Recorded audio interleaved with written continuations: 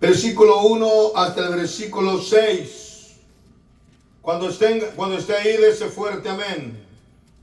Primera de Tesalonicenses, capítulo 5, verso 1, aleluya, al 6. Amén. Cuando esté ahí, dése fuerte amén. ¿Lo tenemos todos? Amén. Dice la palabra en el nombre de nuestro Señor Jesucristo. Pero acerca de los tiempos y de las ocasiones, no tenéis necesidad, hermanos, de que yo os escriba, porque vosotros sabéis perfectamente que el día del Señor vendrá, así como ladrón en la noche, que cuando digan paz y seguridad, entonces vendrá sobre ellos destrucción repentina, como los dolores de la mujer encinta, y no escaparán. Mas vosotros, hermanos, no estáis en tinieblas, para que en aquel día os sorprenda como ladrón, porque todos vosotros sois hijos de luz e hijos del día, no somos de la noche ni de las tinieblas. Por tanto, no durmamos como los demás, sino velemos y seamos sobrios. Amén. Vamos a orar en esta mañana y le pedimos al Señor que nos me dé la gracia. Amado Padre Celestial, con temor y temblor me presento yo delante de ti para pedirte, amado Dios, que pongas tu mano de poder y de gloria sobre mi vida, que pueda compartir la palabra con tu iglesia, que podamos ser bendecidos, que podamos ser edificados, que la palabra toque el corazón nuestro y nos hables a lo más profundo de vuestra alma y podamos estar despiertos espiritualmente en el nombre de Jesucristo. Y todos decimos, tome su lugar, dando la gloria y la honra a nuestro Salvador y Redentor Jesucristo. Amén. Quiero presentarte un mensaje, una enseñanza dirigida a los planes de construir el tercer templo de Israel en los últimos tiempos. Yo creo que todos nosotros sabemos de antemano que Israel, lo que más anhela Israel es construir su templo. La Iglesia Ortodoxa de Rusia tiene su sede. La Iglesia Católica, hermano, tiene su sede. Las iglesias cristianas tenemos nuestros templos donde nos reunimos, nuestros lugares de adoración. Israel, es verdad, tiene sus sinagogas, pero no son reconocidos como el centro de la adoración judía, sino son lugares para educarse, para leer la palabra, pero ellos no tienen un templo como la mayoría de las otras religiones en términos mundialmente. Su templo de ellos fue destruido. Amén. Entonces vamos a tomar un poquito de tiempo para mirar cuáles son los planes y qué señales hay para esta construcción de este templo. El templo de Jerusalén fue el santuario más importante de la reunión judía, del judaísmo, hasta su destrucción en el año 70. Conforme a la palabra del Señor, se trata del único santuario legítimo del pueblo de Israel.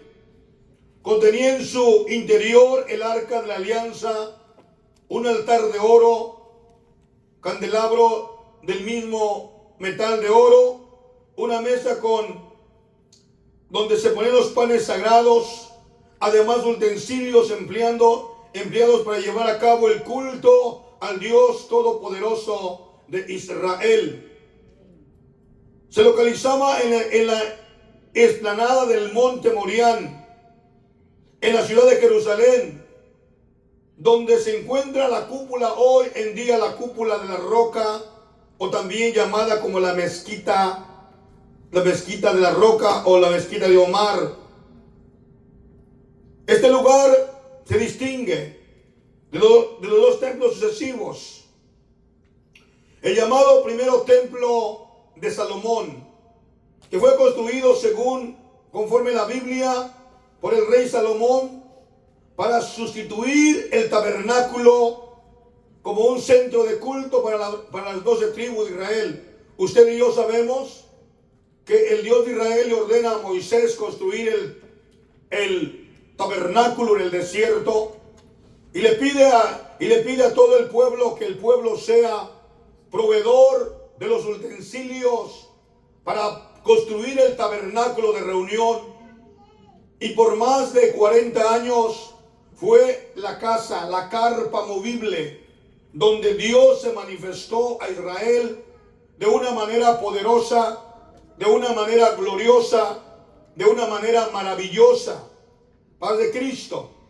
Entonces miramos nosotros que después que Israel llega, se establece en la tierra prometida, en la tierra de Canaán, el tabernáculo siguió siendo el lugar céntrico de adoración.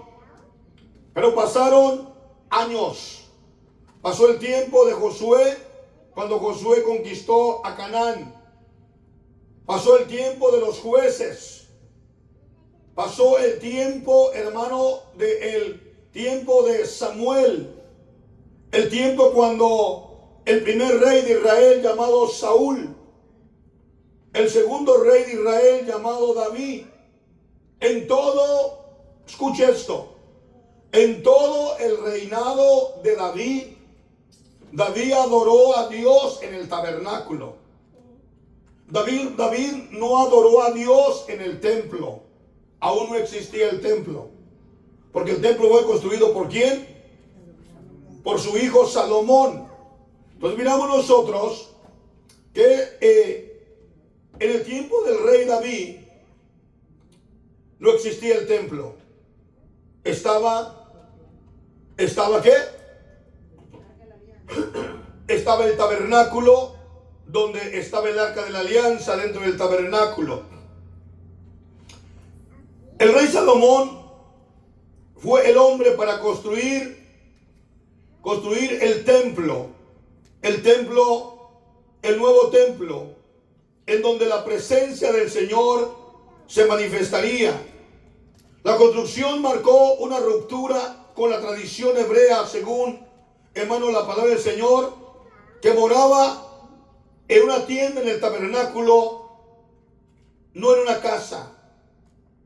Los libros históricos de la Biblia indican que fue saqueado por Fares Zigzag por Faraón Zigzag en el 1925 y profanado por algunos de los reyes de Judá, destruido por los babilónicos durante la tercera asedio de Nabucodonosor II contra Jerusalén en el 587 a.C. En los registros arqueológicos del mismo, el segundo templo fue completado por Zorobabel en el año 515 a.C. Cuando Judea estaba bajo la soberanía de los persas durante el reinado de Darío I, segundamente consagrado por el sumo sacerdote Esdras, se convirtió en el edificio más importante de la ciudad de Jerusalén y de Judea, hasta el punto que algunos autores denominan este último templo el lugar de depósito de grandes tesoros de los reyes, a quienes Judea estaba sometido. Intentaron sacarlo en diferentes momentos. Antíoco Epifanes IV fue y profanó este templo, y lo hizo en un templo helenístico y lo consagró en un tiempo para el dios Zeus. Después lo vieron los macabeos, fue purificado y vuelto a consagrarse al culto al Dios de Israel por los judíos macabeos en el año 165 a.C. y a finales del año 1 a.C. Fue cumplida la reconstrucción por el rey Herodes, convirtiéndose en el punto céntrico del judaísmo en la primera guerra de los judíos. Fue sitiado por los romanos y destruido por el general de mando Tito en el año 70. Su principal vestigio es el muro de los lamentos, lo que quedó del templo es el muro de los lamentos. Y por eso en el libro de Daniel dice la palabra del Señor, y su destrucción quedará hasta el fin de la guerra. O sea, que el templo que fue destruido por el general Tito, hijo de Vespasiano, su destrucción quedará hasta el fin de la guerra. Pero ¿cuándo terminará esa guerra? Cuando Israel hace una paz, hermano, con el mundo árabe. Cuando llega a un acuerdo a causa de poder ellos reconstruir su templo, entonces ellos podrán de una manera reconstruir el templo de Israel, que hasta el día de hoy hay, hermanos amados, una prueba verídica de la destrucción del templo. ¿Cuál es? Es el muro de los lamentos. Esa pared que está semidestruida, alta en cierto lugar, pero con sus partes derrumbadas. Eso fue lo que quedó del templo de Israel cuando fue demolido, destruido por el gobierno romano. Desde entonces no ha habido un templo construido. Se ha intentado en muchas ocasiones reconstruirse, hacerse, pero sabe que ha habido una grande lucha, una batalla. Lo último que aconteció fue lo siguiente. Fue que en ese lugar donde estaba el templo hubo un intento de construirlo, pero hubo un intento fallido.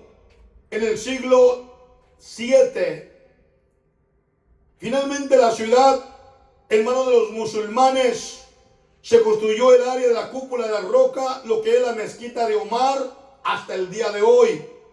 Entonces prácticamente ha habido una batalla, pero ahora que se quedó, hermano, en el tiempo que se quedó en las manos de los musulmanes, hermano, Israel, ellos construyeron la mezquita de la roca y la establecieron ahí como el lugar segundo más sagrado de los musulmanes. La adoración al Dios Alá. Paz de Cristo. Cuando al mirar nosotros a darle un poquito de recuento de lo que usted ya conoce, el primer hombre que construye una casa para Dios fue Moisés, llamado el tabernáculo. Hay una porción bíblica, no le recuerdo dónde está ahorita, cuando David le dice que quiere construir un templo, una casa para Dios, y dice Dios, ¿dónde está esa casa? Si los cielos no me pueden construir, no me pueden sostener. Amén. Entonces le está diciendo, no existe en términos humanos una casa que me pueda sostener. ¿Entendemos?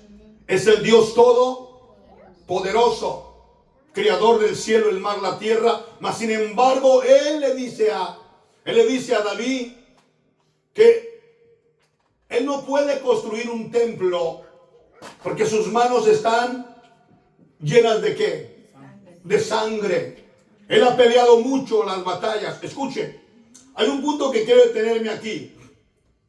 Nosotros hemos oído en infinidad de veces. Quiero que note lo que voy a decir, por favor. Quiero que note bien lo que voy a decir.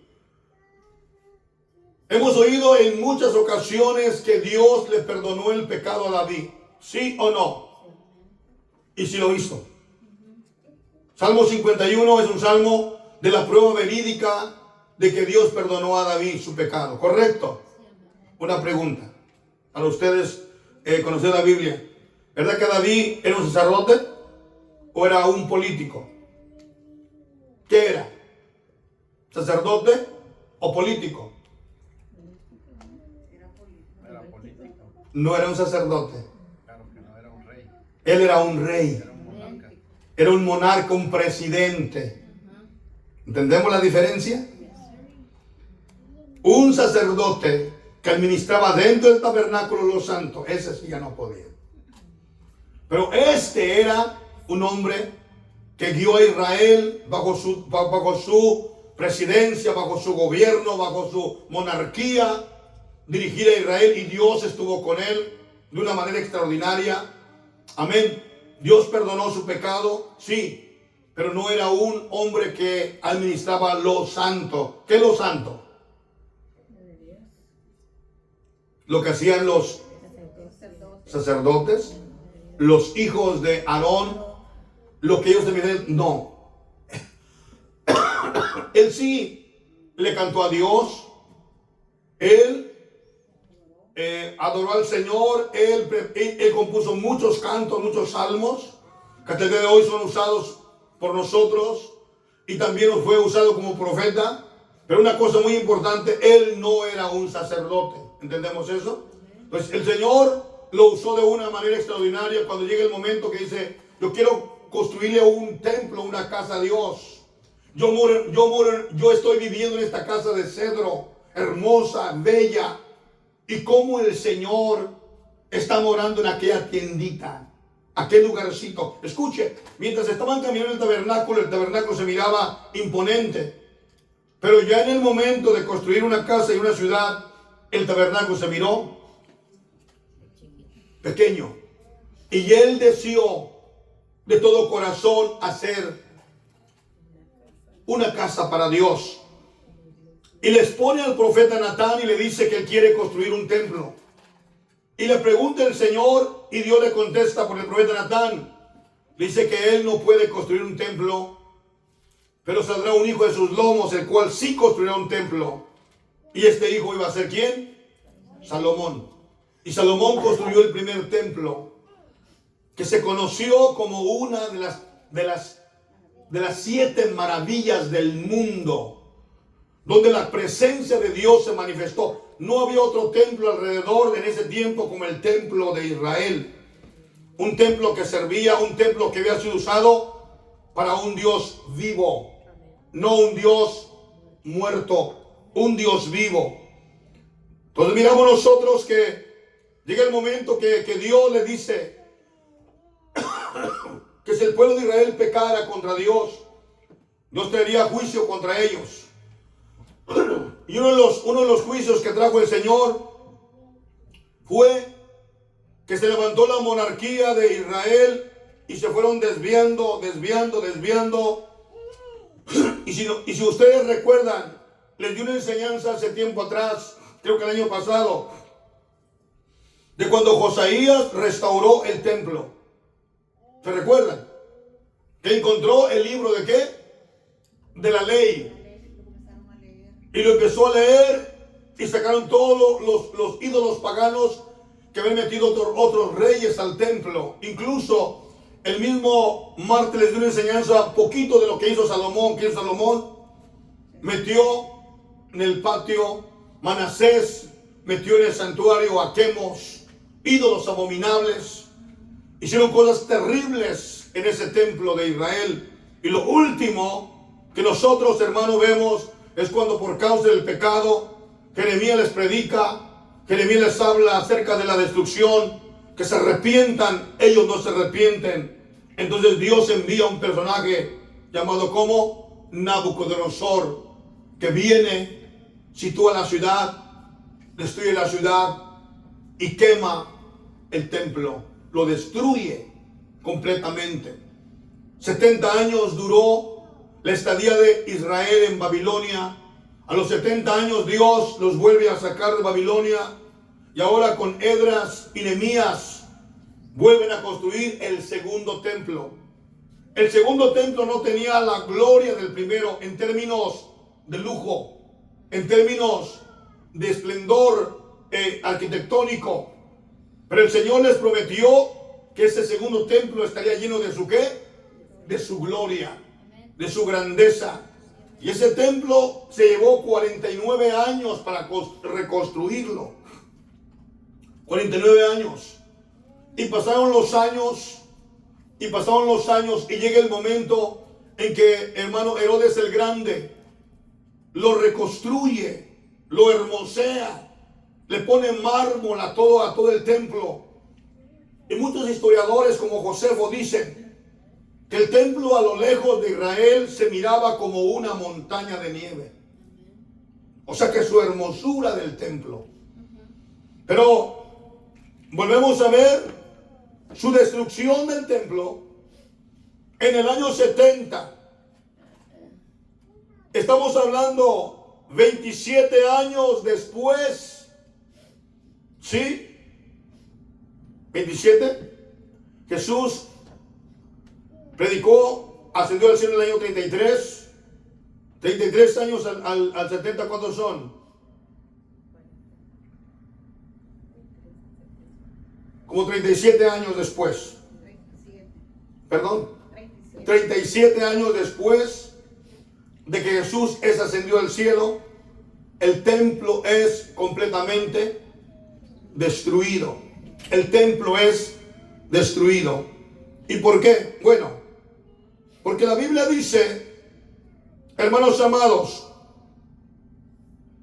que Israel, en Mateo 24, versículo 1, dice, cuando Jesús salió del templo y se iba, se acercaron sus discípulos para mostrarle los edificios del templo. O sea, iglesia, el templo era hermosísimo, hermoso.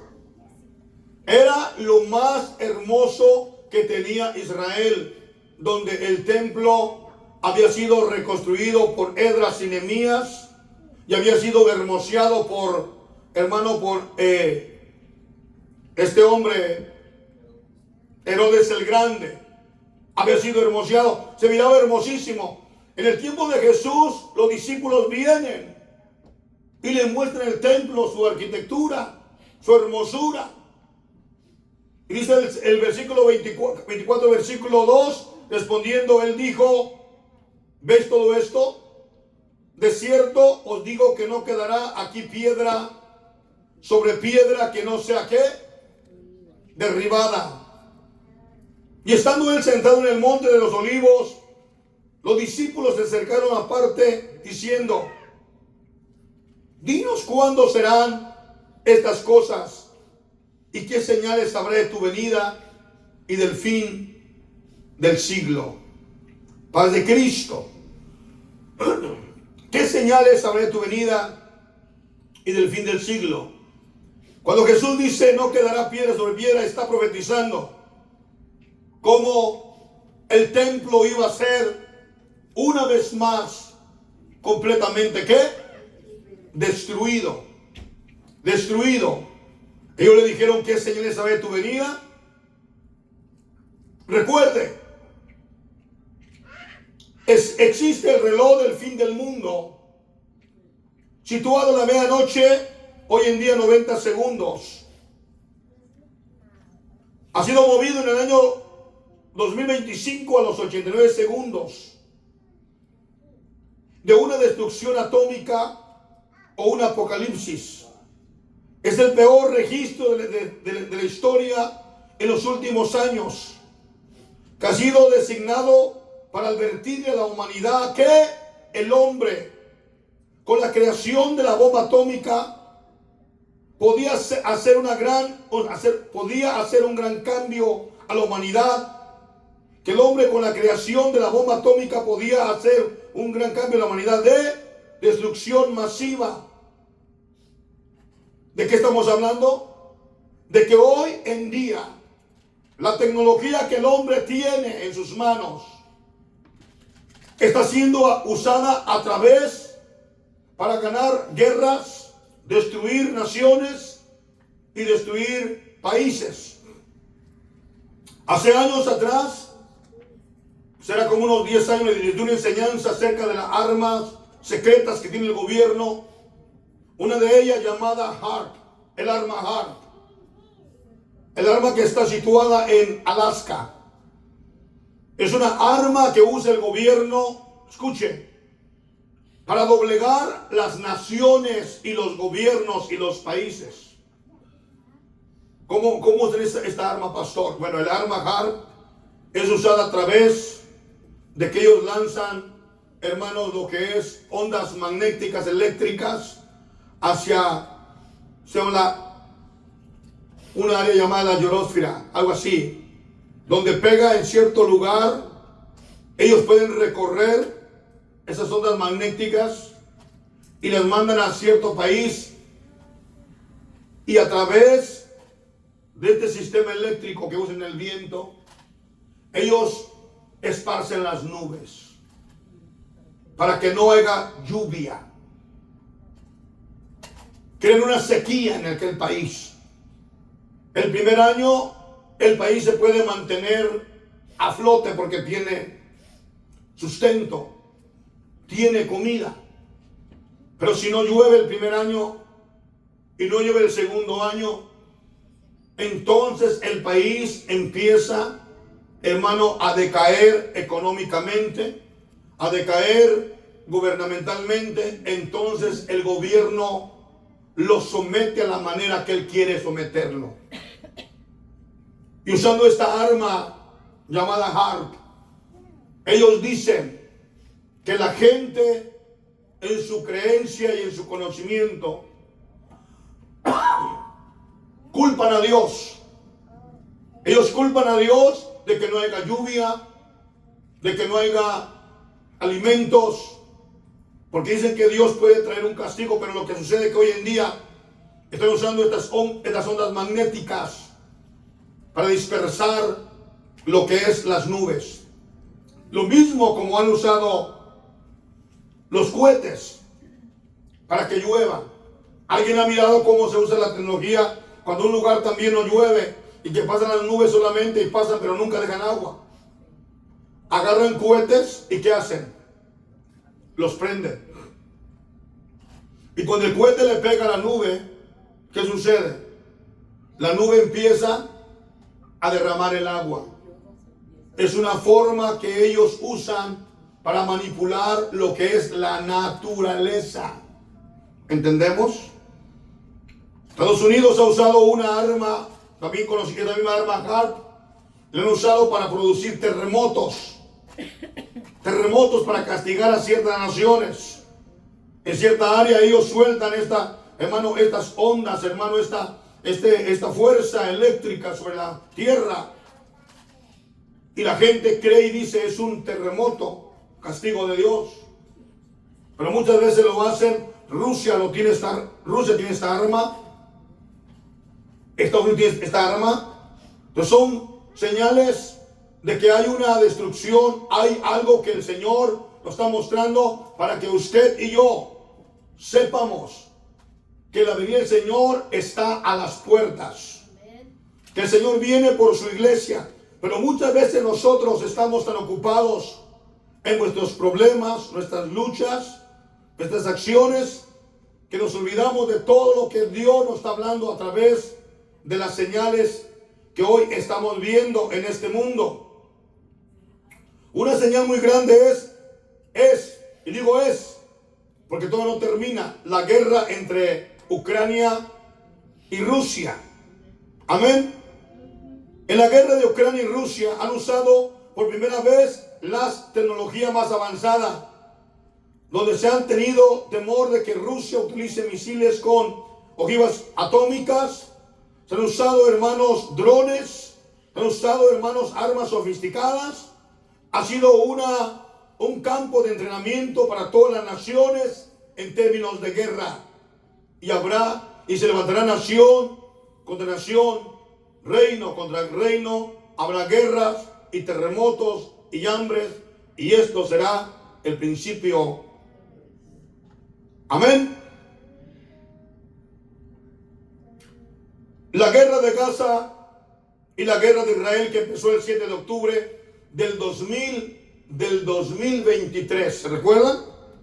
El 7 de octubre del 2023, hermano, empieza la guerra entre Gaza e Israel a causa de que el grupo terrorista de Hamas vino y se llevó a 2,000 personas cautivas al territorio de Gaza. Todos fuimos testigos, hemos sido testigos de la destrucción, del bombardeo, de la palabra del Señor cumplida sobre Gaza. Quedaría destruida. Y miramos nosotros el día de hoy que Gaza está en ruinas, completamente arruinada. Entonces miramos nosotros hoy en día, hemos visto nosotros hoy en día un acontecimiento Esta situación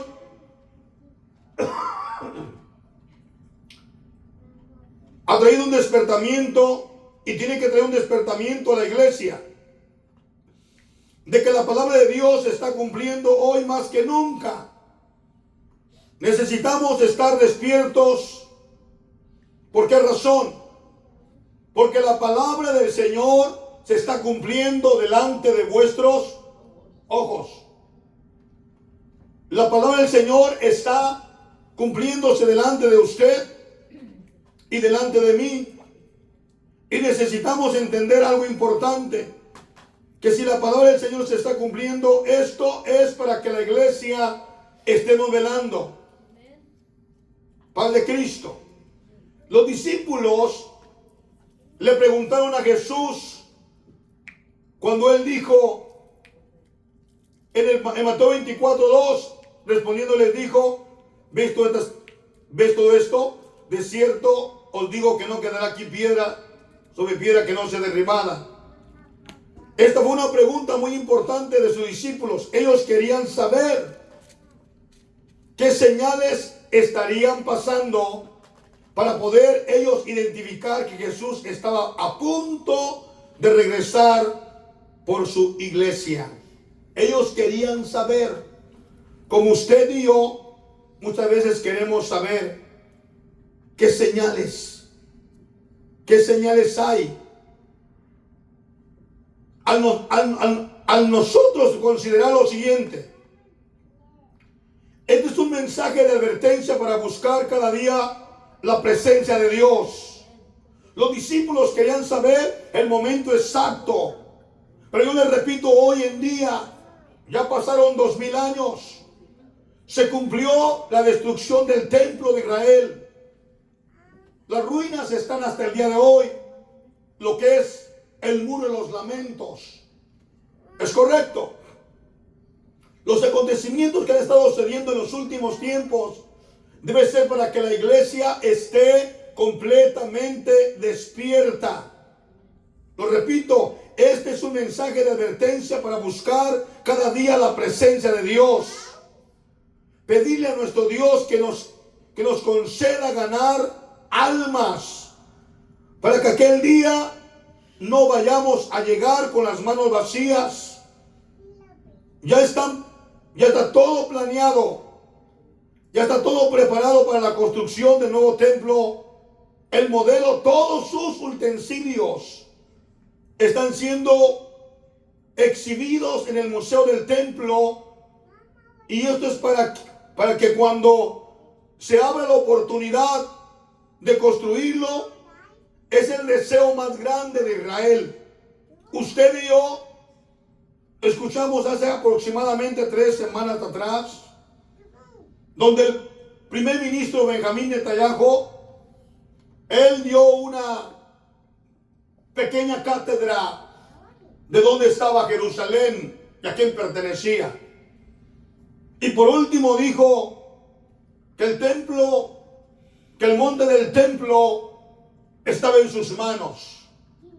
Después de haber realizado la paz entre Israel y Gaza o Hamás.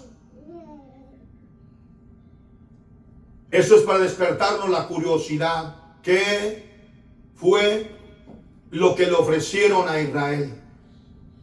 ¿Qué le ofrecieron a Israel? Para que Israel pudiera parar la guerra, bajar sus armas y decir un paso adelante. Hace una semana, que cuando hubo el discurso en las Naciones Unidas, el mundo por donde quiera salía con carteles: eres un genocida, eres un mataniños. Y sacaban en diferentes partes del mundo, hermano, fotos de niños despedazados por misiles, por bombas, creando un sentimiento antisemita, anti-israelí contra Israel.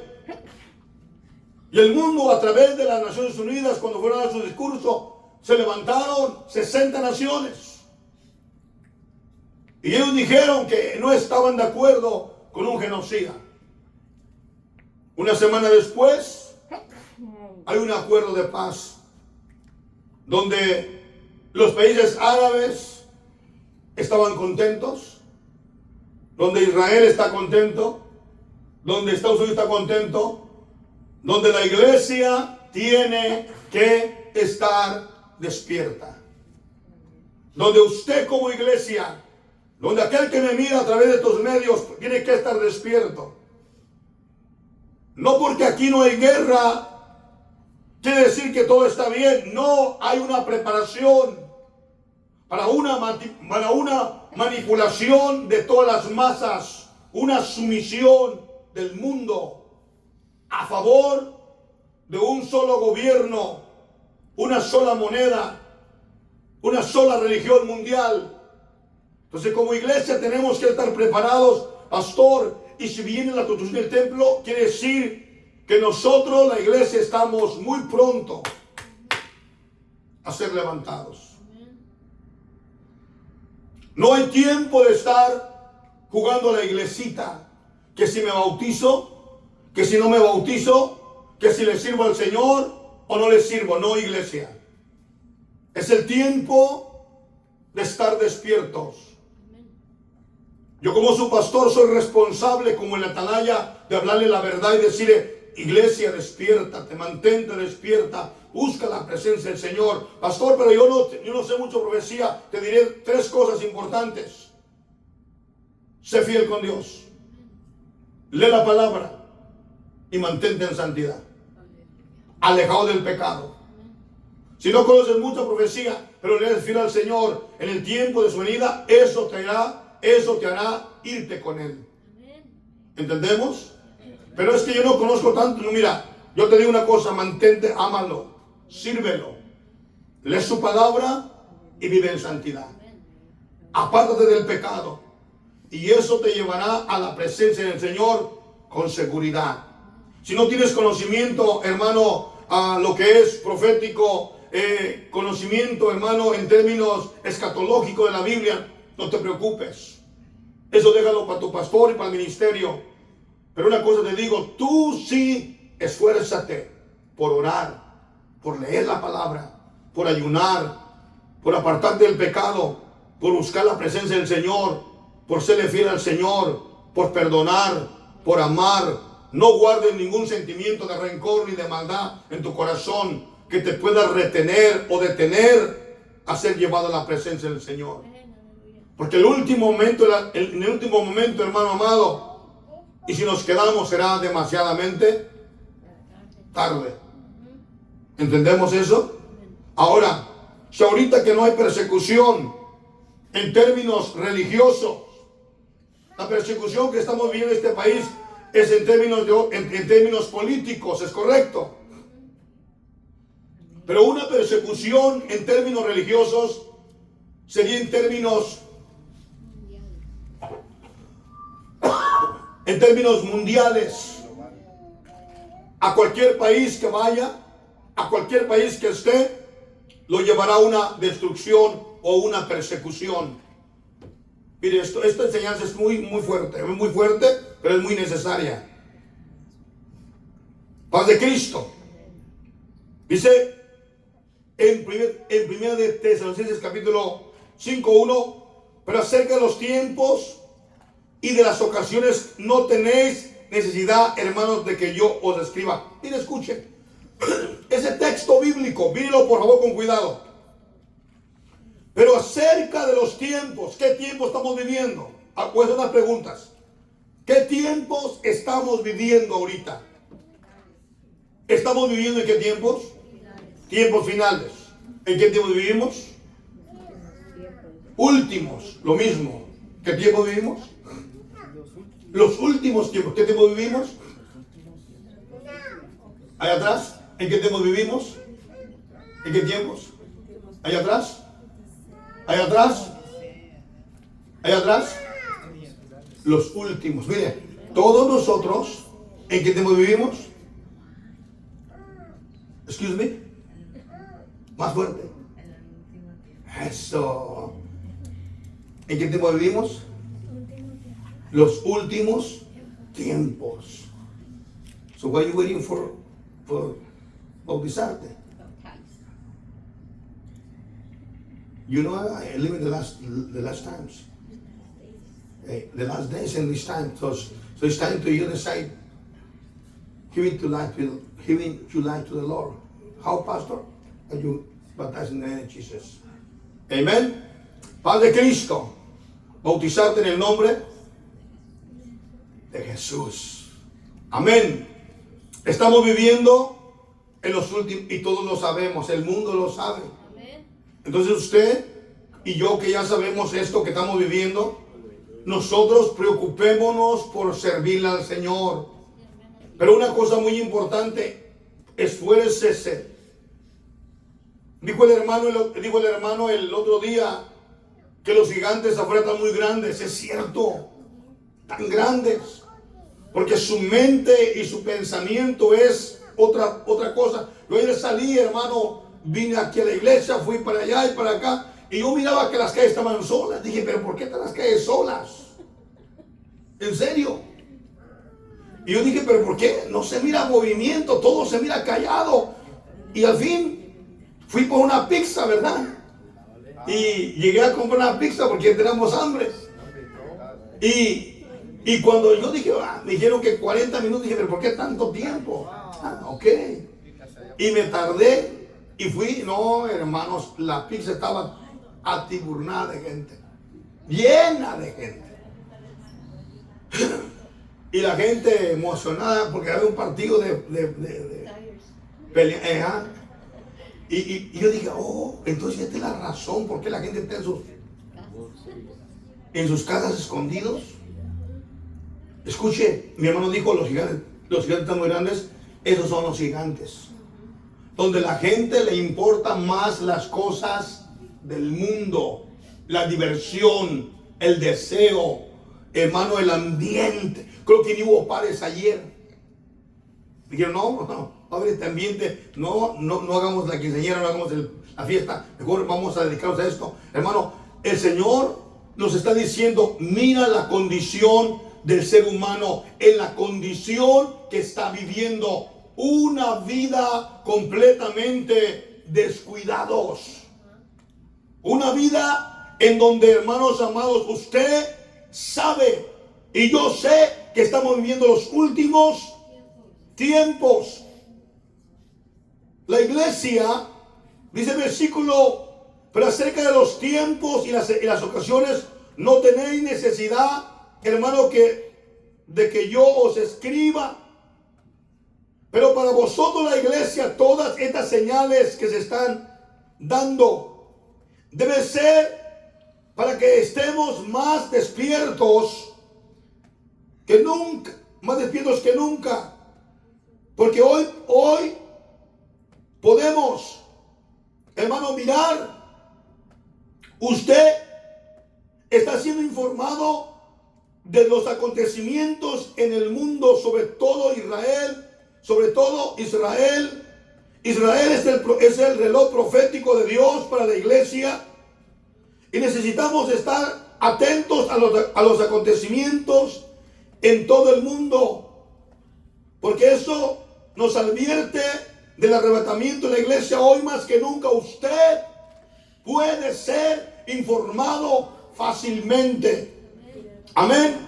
El apóstol Pablo, bajo la unción del Espíritu Santo, les dice a la iglesia acerca de los tiempos o ocasiones.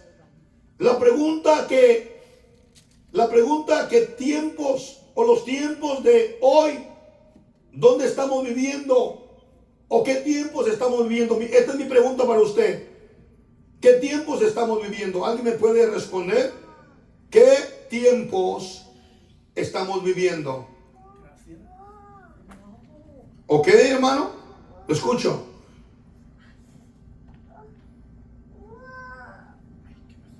¿Otro? Hermano dijo que estamos viviendo el tiempo de la gracia, ¿cierto? Pero estamos en el fin de la gracia. Ya estamos al casi al final. Y es cuando la gente, hermano, más se ha endurecido. Donde más la gente se ha enfriado espiritualmente. ¿Alguien más puede decir? ¿Nadie? ¿Por qué no? En el tiempo de también la tecnología que ha crecido mucho. Ok, vamos a ese punto, ¿ok? El apóstol Pablo, bajo la unción del Espíritu Santo, le dice a la iglesia acerca de los tiempos o ocasiones. La pregunta, ¿qué tiempos? Los tiempos de hoy, donde estamos viviendo, tiempos que nunca pensamos ver y llegar a vivir. Dios dice que Jesús no vendrá sin que antes venga la apostasía. La palabra del Señor nos enseña que la venida del Señor, el arrebatamiento de la iglesia, no vendrá. Primero va a venir la apostasía. La apostasía vendrá primero y luego el Señor vendrá por su iglesia. ¿Y sabe por qué? Bueno, porque si usted mira la palabra en 1 de Tesalonicenses versículo 1, perdón, 1 de Tesalonicenses capítulo 2, 1, pero con respecto a la venida de nuestro Señor Jesucristo y nuestra reunión con Él, os rogamos, hermanos, que no os dejéis mover fácilmente de vuestro modo de pensar, ni os conturbéis ni por espíritu, ni por palabra, ni por carta, como si fuera nuestra, en sentido de que el día del Señor está ¿qué? Cerca. Nadie os engañe en ninguna manera, porque no vendrá sin que antes venga ¿qué? La apostasía. Escuche, nosotros esperamos la venida del Señor, sí, amén. Las señales lo están diciendo. Jesús está a las puertas. El mundo está cumpliendo la palabra del Señor. Pero también estamos viviendo en tiempo ya de apostasía. Donde el hombre se ha levantado y ha renunciado a la santidad de Dios. Donde hoy en día la persona se le hace más fácil vivir una vida liberal cristiana. Dice la Biblia en el capítulo 2 de Hechos que los discípulos perseveraban todos los días en las casas y en el templo en el partimiento del pan. Todos los días se congregaban. Todos los días había culto. Todos los días evangelizaban. Todos los días trabajaban. Y mire por favor lo que aconteció en los últimos tiempos. Yo vine a la iglesia en los 90s. Hace como 30 y tantos años. A fin de los 80s vinimos al camino de Dios nosotros. En aquel tiempo llegamos, la iglesia tenía escuela dominical. Tenía culto a las 5 de la tarde, o 2 de la tarde, o 3 de la tarde, depende del pastor. Pero el domingo tenían los cultos, todo el día culto. Había oración los lunes. Había culto el martes. Había células o reuniones, estudios bíblicos el miércoles. Había jueves servicio. Los sábados había actividades, hermano, de los grupos Dorcas, varones o jóvenes. Pero la iglesia estaba 100% involucrada en las cosas de Dios. Hoy en día acontece esto. Iglesias apostólicas, un solo servicio. Ya no tienen escuela dominical. La escuela dominical es el fundamento de una iglesia. Es la espina dorsal de una iglesia. Pastor, pero tenemos cultos de mucho gozo, alegría. Sí, son cultos, hermano, para el regocijo del alma, cierto, pero no tienen profundidad de raíz ni fundamento sus vidas espirituales. Porque siempre que se da un estudio bíblico es para que la iglesia se fortalezca, tenga más conocimiento de Dios. Podemos recibir un culto, hermano, donde el predicador predica poderosamente, danzamos, lloramos, nos regocijamos, amén. Nuestro corazón se va regocijado y bendecido. Pero muchas veces queremos que solamente se repita este tipo de cultos. pero nuestro conocimiento sigue pobre. Entonces, hoy las iglesias, un culto nada más, y si es posible, el miércoles o hasta el viernes. Se acabaron los cultos. ¿Dónde está esa gente que entre comillas está sirviendo a Dios? Hagamos una pregunta sincera entre comillas. Una pregunta. ¿Están de verdad sirviendo a Dios fielmente? Digamos lo siguiente. Si el día tiene 24 horas, ¿cuánto tiempo deberíamos darle a Dios? 2 horas 40 minutos diario. ¿Cuántas horas serían a la semana? Allá atrás. ¿Cuántas? ¿Perdón? 7 por 4. No llevamos 14 horas ya. En 7 días. 14 horas más 40 minutos. 7 por 4, 28. 14, 16. ¿Cuánto? 168 horas a la semana en servicio. en servicio. No, No. Como 18 horas, 16 horas, 18 horas. 18 horas. perdón, 16 con 80, con 45 minutos. Es el tiempo que deberíamos darle al Señor en horas de diezmo, en servicio a Dios, congregados. Amén. Ahora imagínense la iglesia que solamente se reúne a un culto o dos y que están apurados por irse a la casa y que ya el pastor no les puede predicar un mensaje de exhortación porque la gente se les va. ¿En qué tiempo estamos viviendo? En tiempo de apostasía. ¿Señales de su venida? Sí. Son señales, pastor. Amén. Paz de Cristo. Nadie os engañe de ninguna manera, porque no vendrá sin que antes venga la apostasía y se manifieste el hombre de pecado, el hijo de perdición. ¿Qué es la apostasía? La apostasía en la palabra del Señor es el rechazo voluntario, deliberado de la fe cristiana, el rechazo a la fe cristiana, el abandono al conocimiento del evangelio, o el abandono a Dios, o el abandono a la santidad, o el abandono a servir fielmente a Dios. Ser cristiano de boca viene siendo apostasía. Yo también sirvo a Dios, pero no me congrego. Yo también sirvo a Dios, pero no lo obedezco. Yo también sirvo a Dios, pero no me santifico. Eso es exageración. Lo que predica el pastor Arellano es muy duro. Como dicen, es muy extremista. Es muy religioso. Gente conocedora de Dios, que escucha y ve nuestros mensajes, nos autojuzga. Es muy religioso, muy extremo. Y le voy a decir, ¿la santidad no es extrema? ¿No es extrema la santidad? Sí es extrema. Porque para poder usted ser santo tiene que despojarse del pecado, del alcohol, de todo aquello que más nos gusta. O sea, que Dios dice, ¿eres limpio o eres sucio? ¿Eres tibio o eres caliente? Eso es extremidad, ¿sí o no? ¿Sí o no? Así de sencillo es.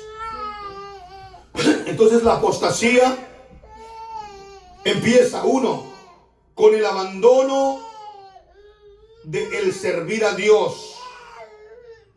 También es considerada un pecado grave que implica apartarse de la verdad y a menudo seguir una dirección más cómoda. O sea, la apostasía en este tiempo es cuando las iglesias se autodominan, iglesias apostólicas, iglesias cristianas, iglesias de cualquier denominación, pero liberales. ¿Qué es una iglesia liberal? Lo que aconteció este fin de semana. Este fin de semana usted manejó por la ciudad y miró varias iglesias. Tuvieron conciertos, hermano, de Halloween. Tuvieron, hermano, repartimiento de dulces de Halloween. Se disfrazaron. Hicieron todo tipo de cosas perversas, mundanas, para traer supuestamente, entre comillas, almas a la iglesia. Y mi pregunta es esta: ¿puede una persona ganarse a lo mundano con lo mundano? Sí, sí, sí. El borracho se gana el borracho, pero para seguir. El marihuano se junta con el marihuano para seguir marihuanando. Pero si dicen, mira, ven, busca al Señor, Dios te cambiará. Oh, no quiero que me cambie la droga. Hasta que Dios toca su vida y le enseñamos que el camino de Dios es diferente y Dios es un milagro en él. Dios lo hace que se aparte del pecado y abandone las drogas, el vicio y todo aquello que le estorbe para servir al Señor. Entonces, se considera apostasía hoy en día todo lo que está la iglesia, hermanos, proclamando mucha liberalidad, mucho liberalismo. Ya no hay ese deseo de ser una iglesia diferente, una iglesia santa, una iglesia pura, una iglesia separada del mundo. Ya no. ¿Y saben por qué? Porque el pensamiento que ¿cómo vamos a poder ganar almas? ¿Se imaginan? Participar de todo lo que el mundo ofrece. ¿No es apostasía?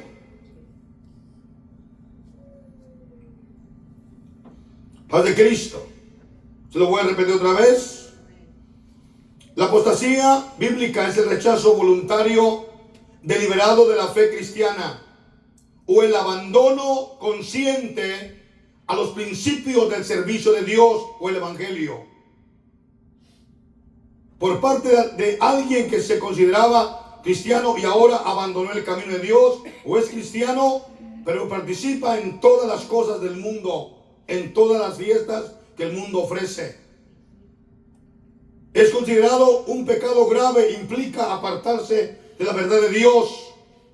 Y a menudo mucha gente dice, yo participo de esto porque así hago sentir bien a mi familia.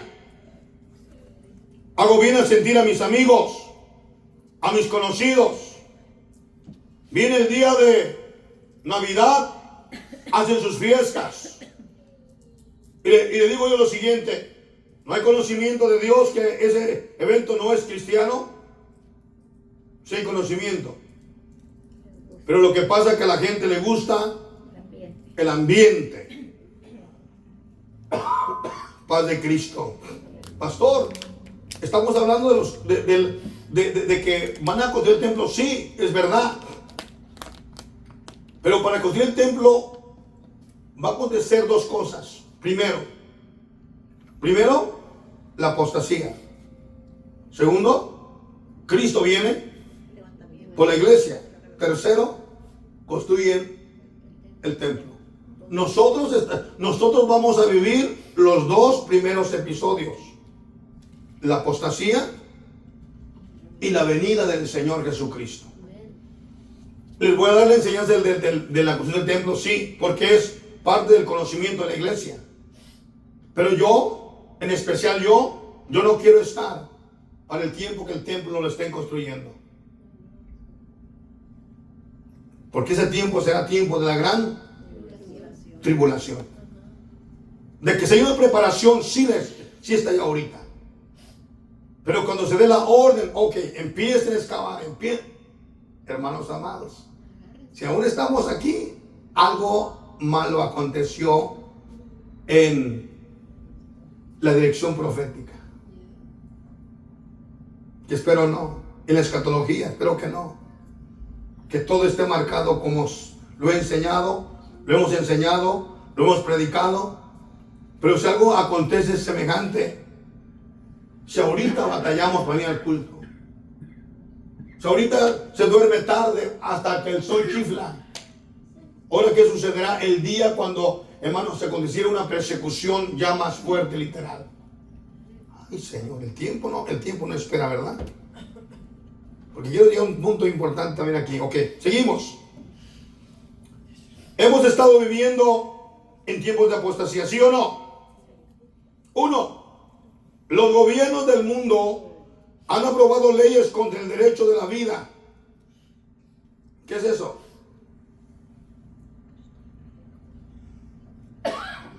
¿Qué es eso, hermanos? Los gobiernos del mundo han aprobado leyes contra el derecho de la vida. ¿Qué es? El aborto. Es el aborto. Paz de Cristo. Ellos dicen que aunque un niño dentro del vientre tenga 21 a 25 semanas. A ver, hermanas, por favor, díganme cuántos son 25 semanas. ¿Cuántas? ¿2 meses y medio?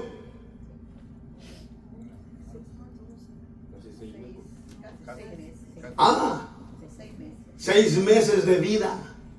Si el bebé tiene 6 meses o 7 meses ya de vida, ellos no lo consideran una vida. Un feto. No lo consideran que tiene un alma. ¿Entiende eso? Los gobiernos no lo consideran así. Y ellos han dado una orden para que ellos en cualquier parte del mundo, en los lugares, en los países abortistas, se pueda practicar esto libremente. ¿No es apostasía? ¿Y van en contra de qué? De lo divino. De lo establecido por quién? Por Dios. Paz de Cristo. Dice que no se considera una vida. A través de este derecho del aborto han destruido muchas vidas y matado multitudes de niños. Esto es apostasía. Salmo 139, versículo 15, por favor, al versículo 16. ¿Cómo dice?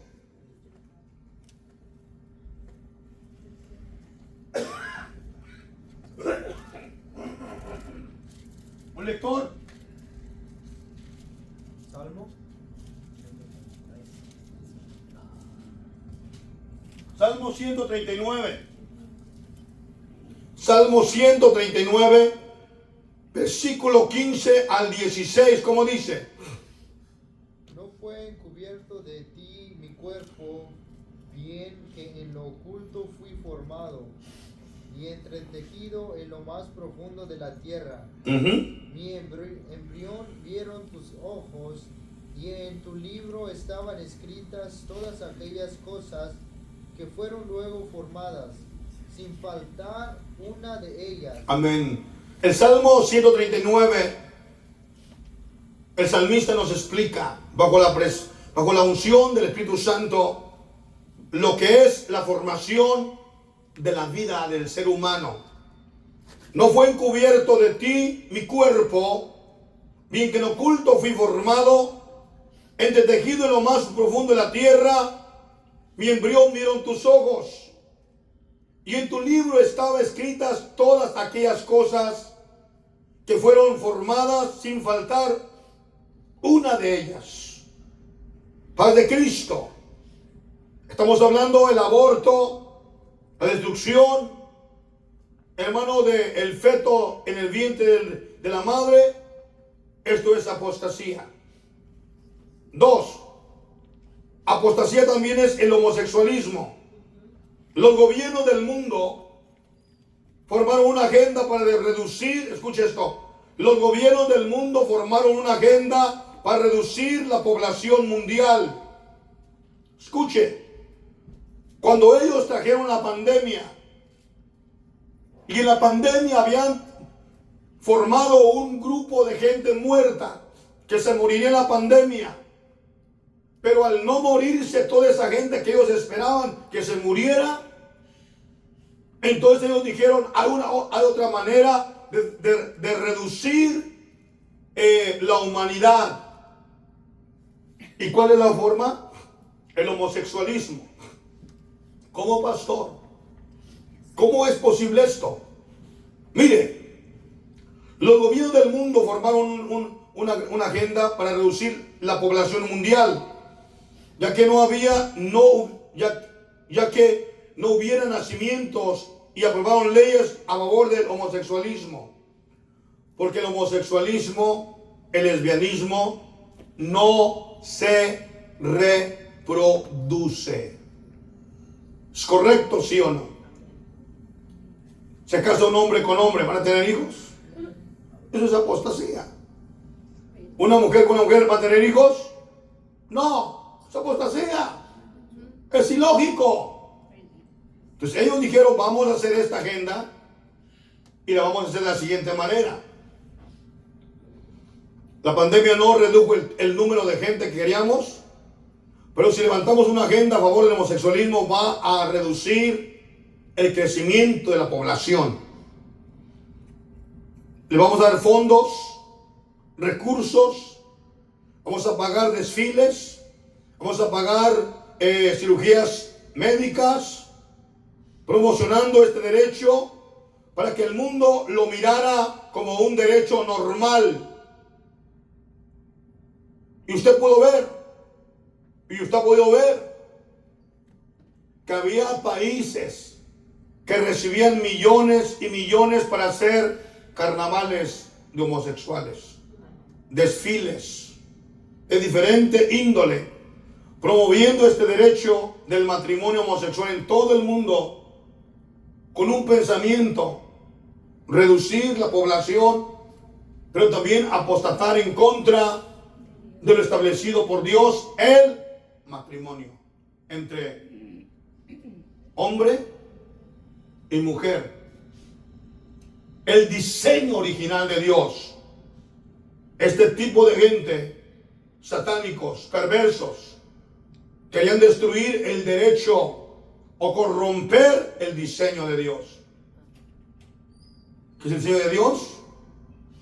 Por tanto, dejará el hombre a su mujer, a su padre, a su madre, y se unirá a su mujer, y los dos serán una sola carne. El matrimonio entre hombre y mujer. El diablo ha querido corromperlo, destruirlo. ¿Cómo se llama eso? Apostasía. ¿En qué tiempo vivimos? En tiempo de apostasía. Paz de Cristo. Paz de Cristo.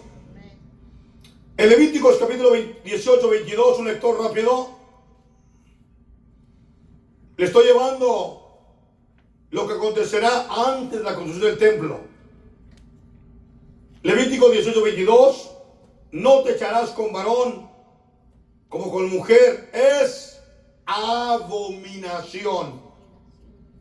Lo ponemos al lado del varón, lo ponemos al lado de la mujer. No te echarás con mujer, mujer con mujer, hombre con hombre. Es abominación.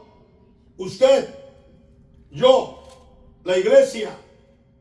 Yo sé que a lo mejor usted tiene mucho amor, pero usted no puede tener más amor que Jesús, que Dios. ¿Entendemos esto?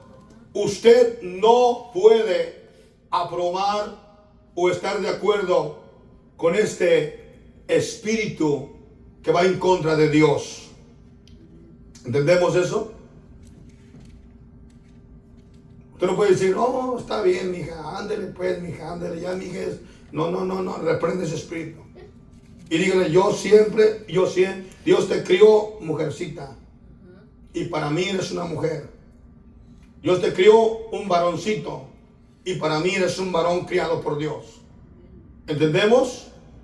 Porque Dios dice una cosa y llega el momento en que papá y mamá, los hermanos, la familia empiezan a aceptarlo. Y cuando eso acontece, van a ir en contra de Dios. Porque nadie puede ser mejor que Dios. Y nadie puede ser más bueno que Dios. Entonces, ¿dónde está el amor, pastor, hacia esta gente?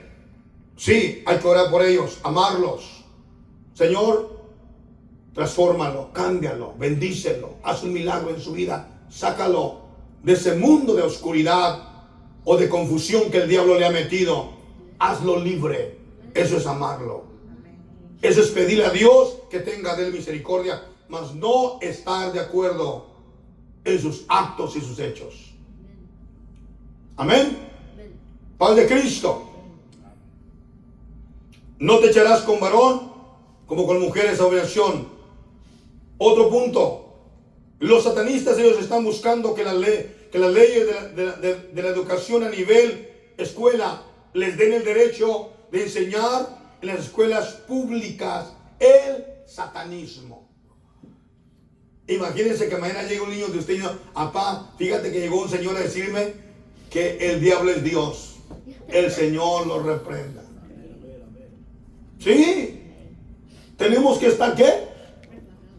Despiertos espiritualmente. Hoy en día se ha prohibido, hoy en día se ha perdido la santidad dentro de las iglesias.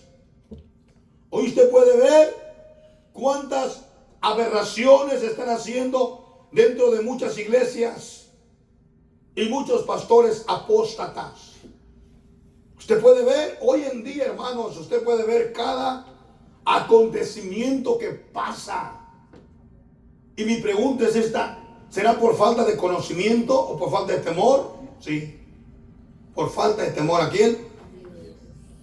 A Dios. Hay tantas cosas que se están llevando a cabo.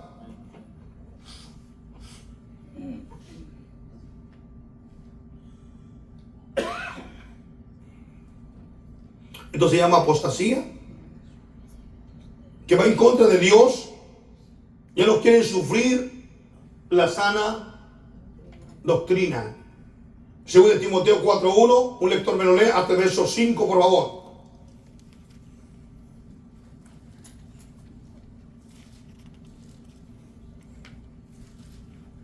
¿Cómo dice? Te encarezco delante de Dios y del Señor Jesucristo, que juzgará a los vivos y a los muertos en su manifestación y en su reino, que prediques la palabra, que instes a tiempo y fuera de tiempo, redarguye, reprende, exhorta con toda paciencia y doctrina.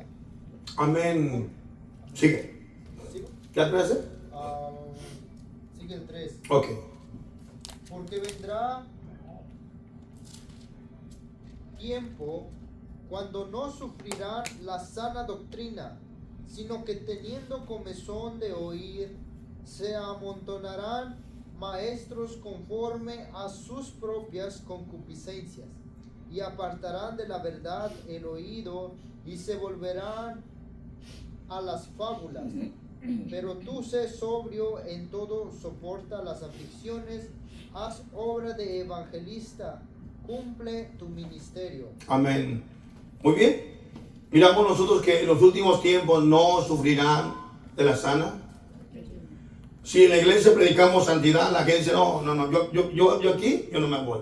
Yo aquí no me quedo.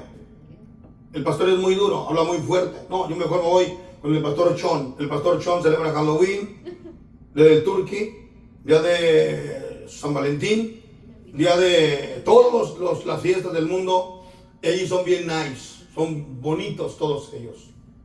Y se va con el pastor Chon. Porque el pastor Chon hace todo tipo de cosas que el mundo celebra. Eso se llama apostasía.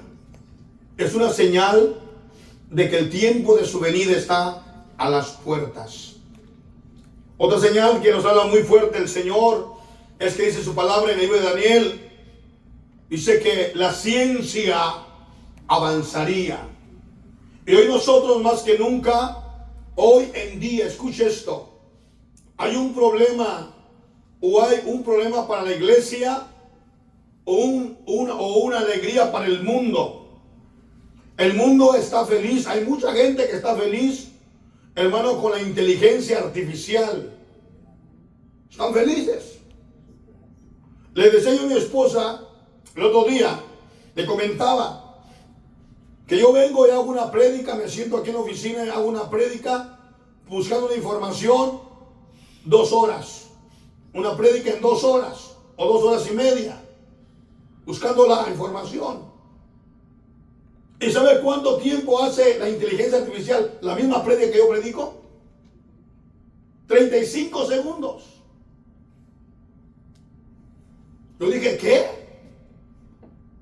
35 segundos, una prédica de inteligencia artificial de 4 o 5 hojas. Yo dije, Dios mío, ¿en qué? Alabado sea Dios. Pero usa los aspectos correctos, los versos. Hermana, sí. Porque también pues puede engañar, ¿no? Una introducción bien establecida, un texto, lo desglosan, lo llevan, lo corren y todo. Y le dan diferentes formas de poder enseñar. Yo dije, Dios mío, ¿cómo está esto? Sangre de Cristo. Ahí en Facebook han bombardeado a uno, usted, a menos de los predicadores, te mandamos baja una aplicación para que no sufras para predicar, baja ya sermones establecidos, pum, pum, pum, pum. No, ¿qué estamos haciendo? El flojo, el que se rasga la oreja, eso está bueno. Porque simplemente pues bajo una prédica y ya sé lo que va a predicar. No. Es más hermoso buscar la presencia de Dios, quemarse el coco y pedir a Dios dirección. Exacto, con la dirección del Espíritu Santo, ahí no está en la inteligencia. Entonces, uno sube la prédica, yo hago mis prédicas y prácticamente todas mis prédicas están en la nube. Pero ¿sabe qué hace la inteligencia artificial? ¿Sí sabe qué hace? Cuando alguien le pide un tema, ellos van a la nube de todos los predicadores y sacan la información y la ponen ahí. Y tiene una prédica detallada, todos los puntos. Yo digo, Dios mío, ¿en qué condición estamos viviendo hoy en día? Y la música la están haciendo ya, las alabanzas. La música, a usted lo quieren hacer quedar mal en las redes sociales, sacan su cara, su voz y lo ponen haciendo cosas malas. El Señor reprenda al diablo.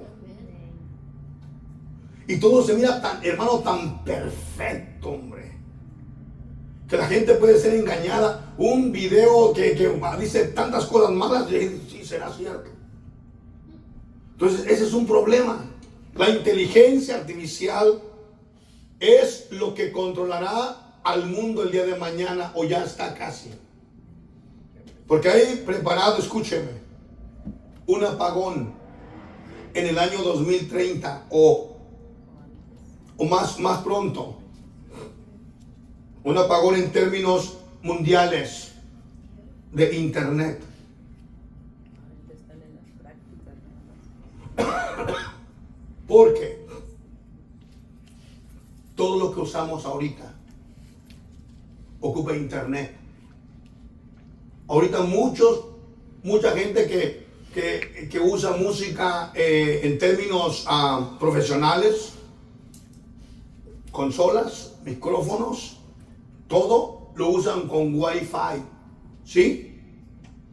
Y el día que le falla el Wi-Fi, la gente se les cae el show. Andan desesperados, hoy no tenemos Wi-Fi, no se nos escucha bien.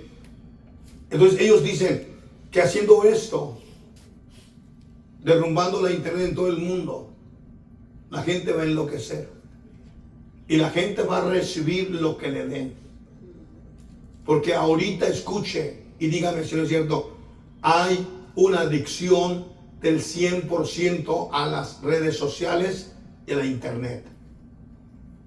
El hombre ya no depende prácticamente de la maquinita. Ya no. La gente no depende de un lápiz, escribir una carta, un sobre y mandarla, llevarle el correo. Ya no. El hombre ya no depende tanto de cargar dinero en la bolsa, unos 2,000 en la bolsa, ya no. Todo es a través de tecnología. Y eso nos ha, hermano, eso nos ha hecho la vida más fácil. La vida más floja. Antes usted tenía que hacer un reporte escrito.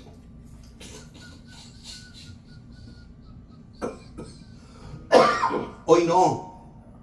Hoy simplemente y rápido. Lo manda usted ya. Y se fue. ¿Entiende? Antes no. Un sobre, hojas, estampillas, lapicero, tinta, pagar el correo y que se vaya y llegue en 3 días. Hoy llega aproximadamente 30 segundos o menos. Llegó 5 segundos, ya está ahí el email. Y todo bien contentos, felices. Hoy recibimos el pago así, ¡cling! Y decimos, ya cayó. ¿Verdad que sí? Sí, así es. Y hay una comodidad que el mundo tiene. E imagínense, cierran la internet mundialmente, ¿qué va a pasar? La gente se va a enloquecer. El Uber trabaja por ese sistema, ¿no? Amén. Todo esto trabaja por ese sistema. Predicadores, ahorita hermanos, ya estoy trabajando a través de inteligencia artificial. Gloria a Dios, que Dios me guarde y que guarde la iglesia de que no entremos en ese caminito de inteligencia artificial. El Señor, vuelvo a repetir, que reprenda al diablo en el nombre de Jesús. Cuando decimos amén, para terminar, ya se fue el tiempo. Alabado sea el Señor. Solamente hay que decir un punto. Hay múltiples formas que serán usadas para la marca de la bestia, una preparación mundial.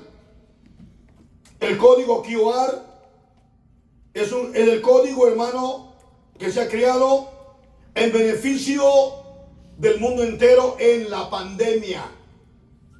¿Se recuerdan que en la pandemia se creó el QR, el código QR? En beneficio de que ya no ocupabas un manual, no porque si era un manual lo llenabas de virus del coronavirus. Y ahora era necesario más con tu teléfono y escanear, y después de ahí salió todo tipo de QR para todos los negocios. Todos los negocios. Entre los muchos cambios provocados por la pandemia, es el usado generalizado el código QR, que representa gráficas de datos digitales que pueden imprimir y luego escanear con un teléfono inteligente o otro dispositivo. Los códigos QR tienen una amplia gama de uso que ayuda a las personas a evitar el contacto de objetos y las intersecciones contra otras personas, incluso para compartir menús de restaurantes, inscripciones, listas de correos electrónicos, información de venta de automóviles, casas, registros de entradas, salidas, de citas médicas, información personal, información médica, información de la casa, información de todo lo que usted es. Un código QR. Los códigos QR son primos cercanos del código de barras, en los que paquetes de los productos en los cajeros pasan por escanearse en luz infrarroja para que las cajas registradoras sepan qué producto están comprando. Los códigos de barras almacenan información a lo largo de un eje horizontal. Los códigos QR almacenan información tanto en el eje vertical como en el horizontal, lo que les permite almacenar muchos datos. Esta cantidad adicional de datos es lo que hace el código QR, que se hace más versátil y mucho más emocional, de una forma para ser usada de una manera más inteligente en términos artificiales. Lo que es un código QR. Inteligencia artificial. ¿Y sabe qué ha pasado? El mundo entero ya lo ha abrazado. Dice, solamente escanea mi código QR y es todo lo que ocupas ahí. ¿Quién soy? ¿Dónde estoy? ¿A dónde voy y a dónde vengo? La semana que entra hablaremos del código biométrico. Este código biométrico se está implementando en todo el mundo. Así que, hermanos, señales, apostasía, antes de que venga el Señor, y cuando Jesús venga, el templo estará siendo construido. Dios les bendiga en el nombre de Jesús.